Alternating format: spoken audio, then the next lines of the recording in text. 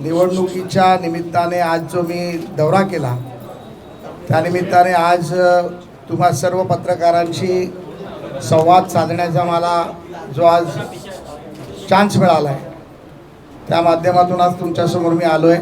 खरं तर 40 मिनिटं मी उशिरा आलो त्याबद्दल पहिल्यांदा दिलगिरी व्यक्त करतो, कारण प्रचंड ट्रॅफिक आहे आणि ह्या ट्रॅफिकचं कारण देखील कोण आहे आपल्याला माहिती आहे। त्यामुळे यांच्या राज्यामध्ये, जंगल राज्यामध्ये मुंबईपेक्षा वेगळं काही नाही आणि अशा या ट्रॅफिकमधनं लोक जात येत असतात, लोक सहन करत असतात आणि लोकांचा त्रास हा कायम होत असतो। सर्वप्रथम आज ह्या पत्रकार परिषदेला माझ्याबरोबर माझे सहप्रभारी राजपूत साहेब, डहाणूचे नगराध्यक्ष सन्माननीय राजन नाईक साहेब, महेंद्रजी आणि सर्व मान्यवर आज इथे भारतीय जनता पार्टीच्या वतीने उपस्थित आहे। प्रत्येक शक्ती केंद्र प्रमुख आणि बूथ प्रमुखांच्या घरी जाऊन चहा पिणं, चर्चा करणं, संघटनात्मक बांधणी कशी झाली आणि संघटनात्मक बांधणीमध्ये कुठे आम्ही कमी पडतोय का याचा अभ्यास करणं याच्यावर होता। मला असं वाटतं की आम्ही जेव्हापासून प्रभारी म्हणून माझी नियुक्ती झाली आणि सहप्रभारी म्हणून राजपूत असतील किंवा जयप्रकाश ठाकूर असतील यांची नियुक्ती झाल्यानंतर सतत कार्यकर्त्यांचा उत्साह वाढवण्याचा प्रयत्न आम्ही करत आहोत आणि हा प्रयत्न करत असताना कार्यकर्त्यांनी ज्या जोमाने आणि ज्या जोशाने वसई विरारमध्ये जोरदार प्रमाणात जे काम चालू केलं आहे त्याची भीती ही शिवसेनेला तर वाटलीच आहे, पण बहुजन विकास आघाडीला देखील त्यांची शेट्टी वाजायची बंद झाली असं मला वाटायला लागलं आहे। कारण वेगवेगळ्या माध्यमातून आमच्या कार्यकर्त्यांना घाबरवणं, कार्यालय बंद करा म्हणून धमक्या देणं आणि या व्यतिरिक्त कार्यकर्त्यांच्या मनामध्ये आणि मतदारांच्या मनामध्ये संभ्रम निर्माण करण्याचं काम बहुजन विकास आघाडीकडून सातत्याने होत आहे। भारतीय जनता पार्टी आमच्याबरोबर युती करणार अशा प्रकारच्या खोट्या बातम्या पसरवण्याचं काम देखील बहुजन विकास आघाडीकडून केलं जात आहे, त्याचा मी आपल्या माध्यमातून निषेध करतो आणि आपल्या माध्यमातून मी एक गोष्ट सांगू इच्छितो की भारतीय जनता पार्टी ही 115च्या 115 जागा स्वबळावरती स्वतः भारतीय जनता पार्टी म्हणून लढवणार आणि आमच्याकडे जवळजवळ 115 जागांसाठी 210 लोकांची ॲप्लिकेशन्स आतापर्यंत आलेली आहेत। त्यामध्ये आम्ही स्क्रुटिनी केलेली आहे। कार्यकर्त्यांच्या माध्यमातून प्रत्येक असलेल्या उमेदवाराची मी जवळजवळ सर्व उमेदवारांची मी स्वतः आणि माझ्या सर्व प्रभाऱ्यांनी सहप्रभाऱ्यांनी चर्चा केलेली आहे आणि संपूर्ण निवडणूक यंत्रणा ही प्रदेश पातळीवरनं नियंत्रित केली जाते आहे। आमचे सन्माननीय जिल्हा अध्यक्षांनी मागच्या कित्येक वर्षापासून भारतीय जनता पार्टीचा झेंडा खांद्यावर घेऊन भारतीय जनता पार्टी इथे अतिशय मोठ्या प्रमाणात जंगलराज असताना देखील मोठी करण्याची काम या सर्व कार्यकर्त्यांच्या माध्यमातून केलं। त्याचं फलित म्हणून आज आम्हाला जवळजवळ 115 वॉर्डसाठी 210पेक्षा जास्त लोकांनी आतापर्यंत निवडणुकीसाठी आम्ही इच्छुक आहोत अशा प्रकारचे अर्ज केले आणि त्या सर्व कार्यकर्त्यांचा मला अभिमान वाटतो। या महापालिकेमध्ये सातत्याने निवडणुकीच्या माध्यमातून कित्येक तरी विषय पुढे यायचा प्रयत्न होतो आहे। मी विधान परिषदेमध्ये या विधानसभेच्या अर्थसंकल्पाच्या अधिवेशनाच्या सत्रामध्ये 3-4 विषय ठेवले होते, परंतु महापालिकेकडून अजून मला त्या पद्धतीचं कुठलंही उत्तर आलं नाही। ज्याच्यामध्ये सर्वात मोठा प्रश्न होता तो 110 महापालिकेच्या रिझर्व ज्या जागा आहेत त्यापैकी 26 जागांवर अतिक्रमण झालेलं आहे। ते अतिक्रमण कोणी केलं, त्या अतिक्रमण करणाऱ्याचा बाप कोण आणि ते अतिक्रमण काढणार की नाही काढणार हा सगळ्यात मोठा प्रश्न वसई विरार नगरपालिकेमधल्या जनतेला आहे। या व्यतिरिक्त कोळी समाजासाठी 40 एकरची जी जागा दिली गेली होती त्या जागेमध्ये जाळी बांधणं, सुकी मच्छी सुकवणं किंबहुना कोळी समाजांच्या लोकांच्या विकासासाठी वेगवेगळे प्रकल्प करण्यासाठी ती जागा होती। एक शेरू नावाचा एक अज्ञात गुंड त्या जागेवरती अतिक्रमण करून बसला आहे। तहसीलदार तलाठी त्या माध्यमातून कुठल्याही प्रकारचा त्याच्यावरती ॲक्शन घेत नाही आहे।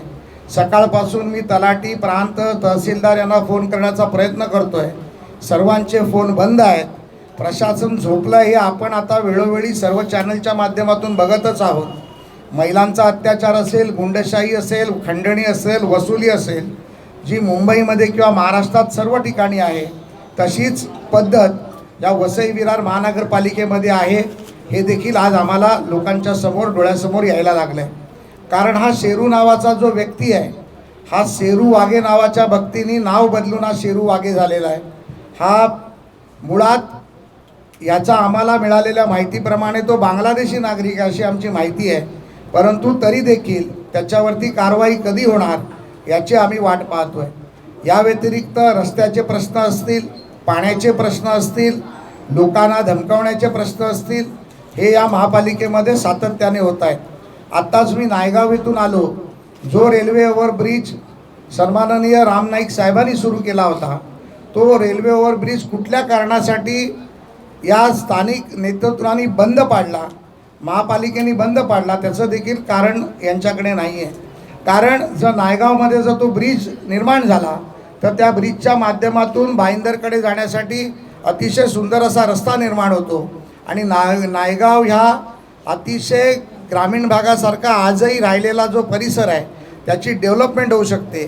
त्यामुळे ज्यांच्या जमिनींचे व्यवहार आहेत अशा लोकांच्या इंटरेस्टसाठी नायगावचा तो ब्रिज केला जात नाही आणि त्यामुळे नायगावसारखा परिसर देखील आज हा संपूर्णपणे विकासापासून दुरावला गेला आहे याची मला खंत आहे.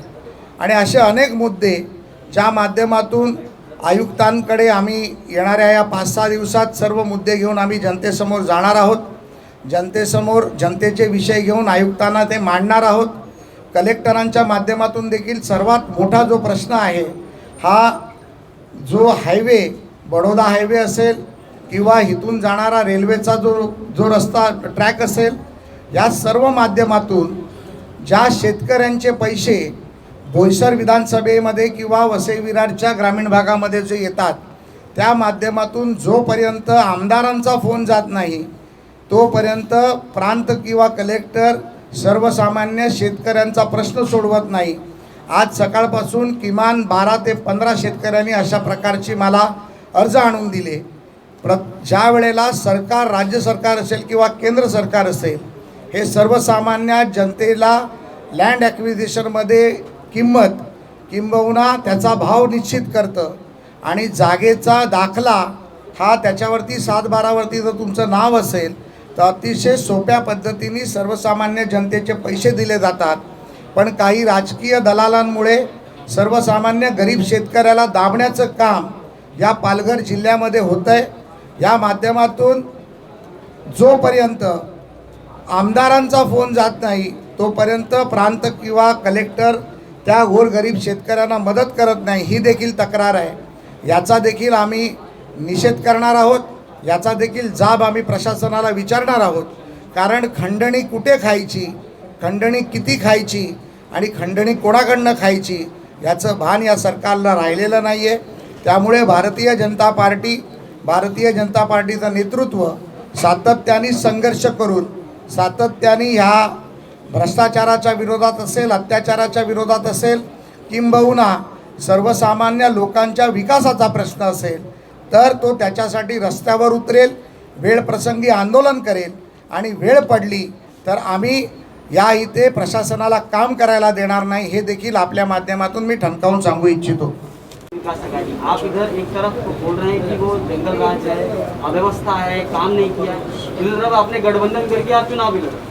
मैं आपको एक बात बहुत स्पष्टता से बताना चाहता हूँ. जो कोऑपरेटिव के चुनाव होते हैं, कोऑपरेटिव के चुनाव कोई भी पार्टी के बैनर के नीचे कभी भी चुनाव होते नहीं हैं. उसमें हमेशा कोई ना कोई पैनल चुनाव लड़ता है. जैसे कि मैं मुंबई बैंक का चुनाव लड़ता हूँ, माननीय प्रवीण दरेकर जी हमारे अध्यक्ष हैं. हमारे पैनल में राष्ट्रवादी के भी कुछ लोग हैं, भाजपा के भी लोग हैं, शिवसेना के लोग हैं, हमारे पैनल में कांग्रेस के लोग हैं. मैं आपको बहुत ही स्पष्टता से बताना चाहता हूँ, कोऑपरेटिव सेक्टर में सम्माननीय वसंतदादा पाटिल हो, मेहता साहब हो, इन्होंने बहुत ही स्पष्टता से कहा था कि जब कोऑपरेटिव में जो कोई चुनाव होता है या कोऑपरेटिव की राजनीति होती है उसमें राजनीतिक जूते बाहर रख के वो राजनीति करनी चाहिए. क्योंकि सहकार ये क्षेत्र ऐसा है जिस क्षेत्र में अगर हम लोग राजकीय पक्ष लेकर गए तो वो सहकार ख़त्म हो जाता है। सहकार में अलग तरीके की राजनीति आ जाती है, क्योंकि सहकार का जो काम होता है वो सहकार का काम लोगों का विश्वास बढ़ाने का, विश्वास लोगों के लिए काम करने की राजनीति होती है। तो मुझे ऐसा लगता है ये जो चुनाव है, ये गठबंधन है, ये कोई गठबंधन बहुजन विकास आघाड़ी से नहीं है। शायद बहुजन विकास आघाड़ी के कुछ लोग और भारतीय जनता पार्टी और अलग तरीके के लोग एकत्रित मिलकर उन्होंने वो पैनल बनाया है और वो कोऑपरेटिव सेक्टर में चलता है। लेकिन क्या लगता नहीं है राजनीति सत्ता के लिए की जाती है, ये लगभग कहा जाता है। राजनीति की शुरुआत होती है, वो यात्रा पहुंच जाती है सत्ता तक। आप चुनाव चाहे जो लड़े, लेकिन प्राप्त वो पैनल की जीत के बाद सत्ता ही तो होगी। कोऑपरेटिव का डायरेक्टर बैठेगा, अगर वो बहुजन का बैठे चाहे वो भाजपा का बैठे, लेकिन ये युति ही कहलाएगी। आप गठबंधन पर आप सफाई ये दे रहे हैं कि उसकी राजनीतिक जूते बाहर रखें। जूते राजनीति के बाहर उतार देने से सत्ता की प्राप्ति तो आप लोगों को होगी ना। सत्ता के लिए चुनाव होता है। राजनीति में हर कोई आदमी, राजनीति में हर कोई इंसान ये सत्ता प्राप्ति के लिए ही आता है और सत्ता प्राप्ति उसका अंतदेय होना चाहिए। मुझे ऐसे लगता है कि सत्ता प्राप्ति के बिना राजनीति में कोई भी नहीं आता। आप भी पत्रकारिता करते हो तो आपका भी एक मुकाम होगा कि आपको कौन से मुकाम तक पहुंचना है, या शायद आपका टीवी चैनल, जो चैनल के लिए आप काम करते हो वो चैनल सबसे बड़ा हो, उसकी टीआरपी बढ़े, या आप खुद बहुत बड़े पत्रकार बने। जो भावना से आप बात कर रहे हो शायद आप बहुत बड़े पत्रकार भी बन जाओगे, ये मुझे पूरा विश्वास है। लेकिन राजनीति में मुझे ऐसे लगता है कि सहकार क्षेत्र की राजनीति सिर्फ महाराष्ट्र में ही नहीं तो पूरे हिंदुस्तान में जो राजनीति चलती है वो पक्ष विहित राजनीति होती है। और वो पक्ष विहित राजनीति होने के कारण आज तक सहकार के माध्यम से महाराष्ट्र हो, गुजरात हो, उत्तर प्रदेश हो, बिहार हो, इन सभी, पंजाब हो, इन सभी माध्यमों से सहकार क्षेत्र के माध्यम से जो संस्थाएं बढ़ी, उसमें हम लोग अमूल का नाम ले सकते हैं, हम लोग गोकुल का नाम ले सकते हैं। ऐसे कई संस्थाएं हैं जिसके कारण आज महाराष्ट्र ही नहीं तो सारे देश में सहकार के माध्यम से कई लोगों का उसमें भला हुआ है, कई लोगों को काम मिला है, कई लोगों को कर्जा मिला है। क्योंकि ये सारी जो बैंकें हैं वो किसानों के मदद के लिए है, ये जो बैंकें हैं वो फिशरमैन्स के मदद के लिए है, ये बैंकें हैं वो कोऑपरेटिव हाउसिंग सोसाइटी के मदद के लिए है। मुझे ऐसे लगता है कि ये सारी चीज़ों में राजनीति नहीं लाते हुए, अब इस पे एक सवाल आपने कहा कि यह सारी, मुझे ऐसे लगता है कि आप अगर महापालिका पे पूछेंगे तो बहुत अच्छा होगा। ये युति पे है सवाल। आपने सबसे पहले आपने निषेध इसी बात का किया है कि हम गठबंधन का निषेध करते हैं, ऐसी अफवाह फैलाने वाले वाक्य का। राजू पाटिल जी ने जो कि सार्वजनिक तौर पर ये प्रश्न या उठाया था, इस तरह की बात कही थी गठबंधन होने की संभावना। आप अभी कह रहे हैं कि जनता की और किसानों की मदद करने वाला बैंक, तो ऐसी जगह पर गठबंधन क्या माने जनता की हित की बात जहां आएगी तो गठबंधन आप कर लेंगे? हम बिल्कुल गठबंधन नहीं करेंगे। मैं फिर से एक बार कहता हूँ, महानगर पालिका में 115 जगह भारतीय जनता पार्टी अकेले ताकत पर लड़ेगी। राजू पाटिल जी ने जो कहा था वो लोगों को गुमराह करने के लिए कहा था। भारतीय जनता पार्टी, हमारे जिलाध्यक्ष ने भी उसका जवाब दिया हुआ है। मैं पूरे होशो हवास के साथ प्रभारी के नाते ये आपको कह देना चाहता हूँ और ये जाहिर करता हूँ कि महानगर पालिका के चुनाव में भारतीय जनता पार्टी किसी के साथ गठबंधन नहीं करेगी। अगर भारतीय जनता पार्टी का आंकड़ा सत्ता बनाने तक नहीं पहुंचा तो एक सक्षम विरोधी पक्ष का भूमिका भारतीय जनता पार्टी निभाएगी। जैसे हमने मुंबई में सबसे ज़्यादा आंकड़ा होने के बाद भी विरोधी पक्ष की भूमिका निभाई, जैसे हमने महाराष्ट्र के विधानसभा में सबसे ज़्यादा नंबर होने के बाद भी विरोधी पक्ष की भूमिका निभा रहे हैं, वैसे ही पारदर्शिकता से भ्रष्टाचार के खिलाफ हम, अगर हमारा आंकड़ा नहीं आया तो विरोधी पक्ष की भूमिका निभाएंगे। लेकिन मुझे मेरे कार्यकर्ताओं के ऊपर और मेरे नेताओं के ऊपर पूरा विश्वास है। पूरे हिंदुस्तान में जैसे भाजपा की लहर है वैसे ही लहर वसई विरार महानगर पालिका में भारतीय जनता पार्टी की तरफ से होगी। सर, महाराष्ट्रामध्ये काही ठिकाणी जे आगीचे सत्र सुरू आहे त्याचप्रमाणे वसई विरारमध्ये काही आढावा भाजपने घेतला आहे का? जे विरोधी पक्ष नेते सातत्याने पाठपुरावा करत त्याबद्दल वसई विरारमध्ये काही आढावा आहे का? मी आता जसं तुम्हाला सांगितलं की वसई विरारमधल्या बऱ्याचशा गोष्टी, बऱ्याचशा आस्थापना याच्यामध्ये अनियमितता आढळून येते। मग ते मॉल असतील, ती हॉटेल्स असतील, मोठ्या मोठ्या इमारती असतील, त्या बाबतीत देखील आमचे अध्यक्ष राजन नाईक यांनी एक अहवाल तयार केलेला आहे। तो अहवाल घेऊन आम्ही पहिले नियमाप्रमाणे महापालिका आयुक्तांची भेट घेणार आहोत. महापालिका आयुक्तांना आणि सन्माननीय मंत्री एकनाथ शिंदे जे UDचे मंत्री आहेत त्यांना देखील आम्ही याबाबतीत भेट घेऊन हा विषय सांगणार आहोत. कारण महाविकास आघाडीचं जे सरकार आहे हे सरकार आणि ज्याच्या गठबंधनमध्ये बहुजन विकास आघाडी देखील आहे, हे लोकांना सत्तेमध्ये पैसे खाण्याच्या पलीकडे दुसरं कुठलंही काम सुचत नाही. लोकांची व्यवस्था, लोकांची सुरक्षा आणि लोकांचं हित हे यांच्याकडून होत नाही.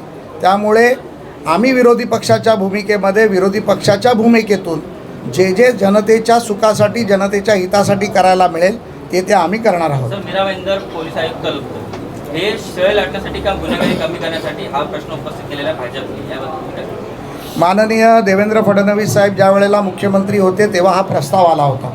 त्यामध्ये पिंपरी चिंचवड, कोल्हापूर, सोलापूर आणि मीरा भाईंदर पोलीस आयुक्तालयाचा प्रस्ताव होता.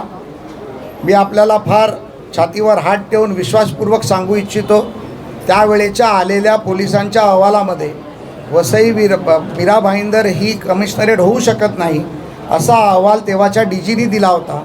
त्यामुळे माननीय तेव्हाचे मुख्यमंत्री आणि आताचे विरोधी पक्षनेते यांनी त्यांच्या कार्यकाळात फक्त पिंपरी चिंचवडच पोलीस आयुक्तालयाची स्थापना केली, घोषणा केली, आयुक्त नेमले. पण यानंतर ह्या महाविकास आघाडीमध्ये बदल्याच्या राजकारणात आपण पाहिलंच असेल की बदल्याच्या राजकारणात काय चाललं आहे, कोणाकोणाकडून पैसे घेत आहेत. त्यामुळे एक नवीन दुकान उघडण्यासाठी ह्या वसई विरार किंवा मीरा भाईंदर आयुक्तालयाची स्थापना केली गेली. पण एक गोष्ट मी अतिशय हक्काने आणि आवर्जून सांगेन, ज्यांना आयुक्त म्हणून आणलं गेलं आहे तो अतिशय सज्जन, अतिशय निष्पाप आणि ह्या देशासाठी काम करणारा आयुक्त असा या विभागाला मिळाला आहे, ज्यांचं नाव सदानंद दाते आहेत. त्यामुळे त्यांच्यावर कुठलाही मी आरोप करणार नाही. खरं तर सदानंद दाते हे मुंबईचे आयुक्त झाले पाहिजे होते, सदानंद दाते हे पुण्याचे आयुक्त पाहिजे होते. पण त्यांना अशा छोट्या आयुक्तालयामध्ये जिथे बसायला जागा नाही, जिथे पोलिसांची कुमक नाही, जिथे खरोखरच व्यवस्थेची गरज नाही, अशा आयुक्तालयामध्ये आणून बसवण्याचं काम या महाविकास आघाडी सरकारने केलं आहे. त्यामुळे हे एक पाप आहे, हे पाप या महाविकास आघाडी सरकारने केलेलं आहे. सर, आपने बहुत सारे मुद्दे लेके आ रहे हैं, उठा रहे हैं, लेकिन अभी चुनाव कब होंगे ये कुछ बता सकते हैं? अब कोरोना का बहाना है. आप अगर मेरा कोई लोग ब्लॉग पढ़ते होंगे तो मैं बहुत सारे ब्लॉग्स लिख रहा हूँ. उसमें मैंने कल ही एक ब्लॉग लिखा हुआ था कि कोरोनाचं भूत कोणाच्या मानगुटीवर. अगर अधिवेशन आया तो कोरोना आता है, विरोधी पक्ष हमला करता है तो कोरोना आता है, सचिन वाजे मनसुख हिरेन का खून करता है तो कोरोना आता है, एंटेलिया के नीचे बॉम्ब रखते हैं तो कोरोना आता है, लेटर बॉम्ब फूटता है तो कोरोना आता है, चुनाव आता है तो कोरोना आता है.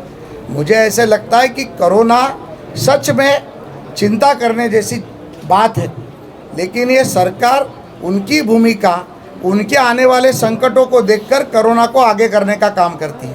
मुझे लगता है ये गलत है. चुनाव जो है वो संविधानिक रूप से संविधान ने दिया हुआ अधिकार है. परम पूज्य डॉक्टर बाबा साहेब आम्बेडकर ने जब संविधान लिखा गया था तो उस संविधान में हमें बहुत स्पष्टता से बताया गया था कि चुनाव कब होने चाहिए और संविधान में चुनाव का महत्व क्या है. लेकिन ये सरकार हर कोई चुनाव आगे करके प्रशासन के माध्यम से महापालिका को कंट्रोल में रखना चाहती है. इसके लिए वो चुनाव आगे आगे करती है. मुझे ऐसे लगता है कि ये चुनाव मई महीने तक होना चाहिए. नहीं तो अगर सरकार फिर कोरोना का बहाना करेगी तो ये चुनाव शायद सितंबर अक्टूबर तक भी आगे जा सकता है. सर, कोरोना का केसेस अभी बढ़ रहा है बहुत ज़्यादा, महाराष्ट्र में काफ़ी तेज़ी से बढ़ रहा है, तो क्या लगता है शिवसेना सरकार को इसमें कुछ ठोस कदम उठाने चाहिए? नहीं, सरकार उठती है और बोलती है कि केंद्र सरकार मदद नहीं करती. केंद्र सरकार ने वैक्सीन दी है, वैक्सीन लगाने के लिए इनके पास सिस्टम नहीं है. वैक्सीन अगर लगाते थे बहुत फास्ट तो शायद ये कोरोना का प्रॉब्लम नहीं आता था. कोविड सेंटर में भ्रष्टाचार किए, कोरोना ख़त्म होने के पहले जो बड़े बड़े कोविड सेंटर थे वो उठा दिए. कल आपने देखा होगा ड्रीम मॉल में जो आग लगी उसके ऊपर इलीगल कोविड सेंटर हॉस्पिटल बनाया गया था. तो ऐसे कई मुद्दे ये सरकार के पास है, सरकार के खिलाफ है, जो हम बात कर सकते हैं. लेकिन लोगों की तबीयत और आरोग्य व्यवस्था और किसी की अगर मौत होती है तो उसके लिए मैं ऐसे समझता हूँ एक कार्यकर्ता के नाते वो चीज़ें के ऊपर हमें भाष्य करना नहीं चाहिए. लेकिन सरकार को ये चीज़ सोचनी पड़ेगी कि ये हम कर रहे हैं या शायद गलत है या बराबर है। मुझे तो कभी कभी डर लगता है कि इन लोगों को रात को नींद कैसे आती है। तो इसलिए सरकार को ये सोचना चाहिए। सर, वसई विरारसाठी तुम्ही काय योजना आणणार आहात? मी मागे देखील सांगितलं होतं, वसई विरारच्या माध्यमातून महानगरपालिका जर आमच्या हातात आली तर निश्चितपणे केंद्राच्या ज्या योजना आहेत ज्याच्यामध्ये 5 ते 6 रेल्वे ओव्हर ब्रिज असतील, रिंग रोडचा प्रश्न असेल, उत्तर प्रदेश बिहार या भागामध्ये जाणाऱ्या रेल्वे ज्या आहेत त्या रेल्वे थांबवण्याचं काम, वसई स्टेशनला करण्याचं काम, त्याच्यानंतर आताही ते आम्ही करणार आहोत कारण केंद्रामध्ये आमचं सरकार आहे। रेल्वेवर ब्रिजसाठी पण आता आम्ही प्रयत्न केलेला आहे, मी ऑलरेडी पत्र दिलेलं आहे। या वसई विरार महानगरपालिकेमध्ये मुंबईपासून जवळ असलेली महानगरपालिका नवी मुंबईसारखी असताना देखील त्याची परिस्थिती एवढी खराब आहे, तिथे घनकचऱ्याचं व्यवस्थापन नाही आहे, आरोग्य व्यवस्था नाही आहे। याच्यामध्ये मी विधान परिषदेत देखील तो मुद्दा मांडला, पुन्हा आपल्यासमोर मांडतो की महाराष्ट्र शासनाने मेडिकल कॉलेज आणि हॉस्पिटल्स देण्याचा चंग उचलला आहे। सिंधुदुर्गमध्ये गरज नसताना त्यांनी ते हॉस्पिटल दिलं कारण नारायण राणे साहेबांनी तिथे हॉस्पिटल बांधलं, परंतु रत्नागिरीत दिलं नाही। पालघर वसई विरारमध्ये मी मागितलं होतं ते त्यांनी दिलं नाही। पण निश्चितपणे मी तुम्हाला सांगतो, या महानगरपालिकेमध्ये जर आम्हाला चांगल्या पद्धतीने जर आमचं यश संपादित झालं तर एक राज्य सरकारचं किंवा केंद्र सरकारचं एम्स हॉस्पिटल या विभागात आम्ही आणण्याचा मेडिकल कॉलेज सकट प्रयत्न करू। एक गंभीर सवाल है, लगातार आप लोग आंदोलन जिस विषय पर करते हैं, तमाम तरह के विविध विषयों पर आपने आंदोलन किए, आपके नेतृत्व ने आंदोलन किया। सवाल ये है कि पेट्रोल के दाम और गैस जैसी मूलभूत आवश्यकता जो आम आदमी के लिए बहुत जरूरी है, हम लोगों को भी अगर यहाँ तक पहुँचना पड़ा तो पेट्रोल चाहिए, क्या आपको लगता नहीं इस पर बीजेपी को आंदोलन करना चाहिए? मैं आपको इसका जवाब देता हूँ। मैंने शायद इसका जवाब भाई जगताप जी को, जो कांग्रेस के मुंबई के अध्यक्ष हैं, उनको परिषद में दिया हुआ था। पेट्रोल के जो दाम हैं वो कोई केंद्र सरकार या राज्य सरकार डिसाइड करती नहीं है। वो दाम इंटरनेशनल लेवल पे जो बैरल के जो भाव होते हैं उसके ऊपर वो दाम तय किया जाता है। वहाँ के जो दाम है पेट्रोल के, अगर डॉलर्स में बढ़ गए तो पेट्रोल के दाम बढ़ जाते हैं। उसके ऊपर आप मुझे सवाल पूछेंगे, उसके पहले ही मैं आपको जवाब देता हूँ कि जब पेट्रोल 140 रुपये बैरल था तब 70 रुपये में मिलता था। आज पेट्रोल 90 रुपया बैरल है, फिर भी हमको 100 रुपये में क्यों मिल रहा है? तो उसका कारण ये है कि तब डॉलर के भाव 42 रुपीज़ थे और आज डॉलर के भाव 82 रुपीज़ है। और दूसरी चीज़ आपको मैं बताना चाहता हूँ, गैस के बारे में जो आप लोग बोलते हो, आप लोगों को सिर्फ विरोध के लिए विरोध करने की आदत बंद करनी पड़ेगी। 2012, 2013, 2014 में गैस सिलेंडर के भाव 1300 रुपया, 1400 रुपया और 1500 रुपया थे। नरेंद्र मोदी प्रधानमंत्री बनने के बाद वो गैस सिलेंडर के भाव 600 रुपये हुए और अब शायद 750 या 800 रुपये है। तो 600 रुपया आज भी माननीय माजी पंतप्रधान मनमोहन सिंह के वक्त जो भाव थे उससे 600 रुपये आज भी कम दाम आज की सरकार ने रखे। आपको चाहिए तो उसका वाइट पेपर मैं आपके सामने रखने के लिए तैयार हूँ, आप मुझे वक्त दोगे, मैं आपको ईमेल कर दूँगा। तो पेट्रोल के दाम के बारे में दूसरी चीज़ जो है, जो आप सवाल करेंगे उसके पहले फिर मैं जवाब देता हूँ, क्योंकि आप सवाल काफ़ी विरोधी पक्ष से लिख के लेके आए हो ऐसे मुझे लग रहा है। तो नहीं, मेरी बात सुनो एक मिनट। केंद्र सरकार 33 रुपया कर लगाती है पेट्रोल के ऊपर, 33%। तो 100 रुपये के ऊपर 33 रुपया हो गया। उसमें से डिफेंस और फार्मर के लिए 8 रुपया जाता है और 26 रुपया देश की तरक्की के लिए जाता है। लेकिन ये महाराष्ट्र सरकार एक ही सरकार ऐसी है जो 27 रुपया अलग से लगा रही है, जबकि गुजरात 17 रुपया लगा रहा है, चेन्नई तमिलनाडु के जगह पे 16 रुपया है, दिल्ली में 14 रुपया है। तो महाराष्ट्र सरकार 17 रुपया क्यों लगा रही है, ये भी प्रश्न हमने पूछा था, उसका जवाब राज्य सरकार दे नहीं पाई थी। आज भी अगर राज्य सरकार के पास कोई डिफेंस का सिस्टम का कोई खर्चा लेने की ज़रूरत नहीं है। केंद्र सरकार के माध्यमों से किसानों की भी जिम्मेदारी ली जा रही है, केंद्र सरकार के माध्यम से हर योजना की जिम्मेदारी ली जा रही है। तो अगर राज्य सरकार उनका जो टैक्स है वो 27 रुपये से अगर 13 रुपया करे तो पेट्रोल के भाव शायद आपको जो परवड़ने वाला भाव है 87 रुपीज़ उसमें आ जाएगा। सर आपने कहा मध्य प्रदेश में कम किया गया है क्या? मध्य प्रदेश में कम है। कितना कम है? 10 रुपया कम है। नहीं कम है सर। देख लीजिए आप, सर आप वही बात कर रहे हैं। सर आप देख लीजिए ना। सर आपने कहा कि डॉलर मजबूत हुआ, सर डॉलर मजबूत है, रुपया कमजोर है, तो रुपया कमजोर क्यों हुआ? तो रुपया कमज़ोर होने के लिए मैं अभी फाइनेंस मिनिस्टर नहीं हूँ मैं बोलने के लिए, डॉलर मजबूत हुआ, सर। और मैं वो ये जो पत्रकार परिषद है वैसे ही विरार की है। डॉलर मजबूत क्यों हुआ, रुपया कमज़ोर क्यों हुआ, इसकी पत्रकार परिषद ये नहीं है। आपसे जब आपके कार्यशैली पर सवाल किया जाएगा, वही निष्पक्ष पत्रकारिता ये सवाल लेके नहीं आए एक बार। नंबर 2, अगर हम सवाल आपके लिए आपके हिसाब से करेंगे तो आप बोल दीजिए, हम लोग आपके हिसाब से सवाल करते हैं। नहीं, मैं आपके हिसाब से जवाब दे रहा हूँ। चलो, थैंक यू। सर, विषय निकला है तो ये बता दूं कि 2014 के पहले नरेंद्र मोदी जी खुद सत्ताधारी पार्टी के ऊपर आरोप लगाते थे कि सत्ताधारी जो पार्टी है उनकी वजह से पेट्रोल डीजल के भाव बढ़ रहे हैं, जबकि आपने अभी ये बोला कि सरकार नहीं बढ़ाती है, विदेश में जब पेट्रोल के दाम बढ़ते हैं तो बढ़ते हैं। नहीं, तब के वक्त में भाई साहब, तब के वक्त में सेंट्रल गवर्नमेंट पेट्रोल को और डीजल को सब्सिडी दिया करती थी, और वो सब्सिडी हमारे टैक्स से निकाला करती थी। नरेंद्र मोदी जी आने के बाद सब्सिडी निकाली, उज्ज्वला गैस योजना के माध्यम से 8 करोड़ महिलाओं से भी ज़्यादा महिलाओं को आज फ्री गैस दिया जा रहा है। गैस बढ़ाने का पैसा नहीं है। मैं बता रहा हूँ, तो आपके जवाब का मैं जवाब दे रहा हूँ, तो आप फिर क्वेश्चन कर रहे हैं। आप पत्रकार परिषद ले रहे हो या मैं पत्रकार परिषद ले रहा हूँ? मैं आपको जवाब दे रहा हूँ कि उज्ज्वला गैस के माध्यम से नरेंद्र मोदी जी ने 8 करोड़ से भी इस देश की जनता को गैस दिया हुआ, और उसका पैसा 1 रुपया वो किसी से लेते नहीं है। तो सब्सिडी भी उन्होंने बंद की, लेकिन गरीबों को गैस देने का काम किया। जो लोग खुद कमा लेते हैं, जिनकी आमदनी सबसे अच्छी है, उनको गैस महंगा है, लेकिन जो गरीब है, जो ऑरेंज कार्ड के नीचे के लोग हैं, उनको गैस फ्री में मिल रहा है। और रही पेट्रोल की बात, पेट्रोल की सब्सिडी अब बंद है। जैसे मैंने बताया, डॉलर का भाव बढ़ गया। डॉलर का भाव क्यों बढ़ा हो, मेरे भाई ने पूछा, मेरे पास जवाब नहीं है, क्योंकि मुझे वो मालूम नहीं है, मैं अर्थतज्ञ नहीं हूँ। तो ये मुझे मालूम नहीं है डॉलर का भाव क्यों बढ़ा, लेकिन 100% ये जो आम लोगों को तकलीफ़ हो रही है, इस तकलीफ़ से रास्ता निकलना चाहिए, क्योंकि पेट्रोल के भाव बढ़ने से सिर्फ गरीब लोगों को तकलीफ़ नहीं होती, तो हर स्तर के लोगों को तकलीफ़ होती है। मैं भी इसके लिए मांग करूंगा कि पेट्रोल के भाव कम होने चाहिए।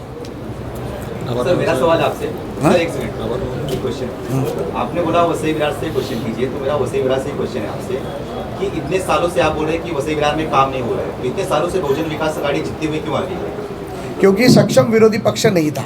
आप आपकी कमजोरी मानते हैं? हम मान रहे हैं ना, हम मान रहे हैं। कमजोरी दूर होगी सर, अभी 200% दूर होगी, और पूरी ताकत से आपका हम। मुद्दा क्या होगा सर? हमारा मुद्दा विकास का होगा, हमारा मुद्दा भ्रष्टाचार का होगा, हमारा मुद्दा दहशतवाद का होगा, हमारा मुद्दा लोगों की गुंडाशाही के खिलाफ होगा। और जो विकास हम करना चाहते हैं, जो महाराष्ट्र में देवेंद्र फडणवीस साहब ने किया, वही विकास के मॉडल को लेके, फिर वो मेट्रो हो, रोड ट्रांसपोर्ट हो, वाटर ट्रांसपोर्ट हो, अच्छी स्कूलें हो, अच्छे रास्ते हो, कचरे का मुद्दा हो, डंपिंग ग्राउंड का मुद्दा हो, आरोग्य व्यवस्था का मुद्दा हो, ये सारी मुद्दे को लेकर हम इस चुनाव में लोगों के सामने जाएंगे। और मुझे ऐसे लगता है कि इसके अलावा वैसे ही विरार में जो जनता रहती है, वो बहुत सारे लोग शायद मुंबई या मुंबई के आसपास के इलाके में नौकरी करने जाते हैं। जब वो घर आते हैं तो उन्हें घर में शांति की ज़रूरत होती है।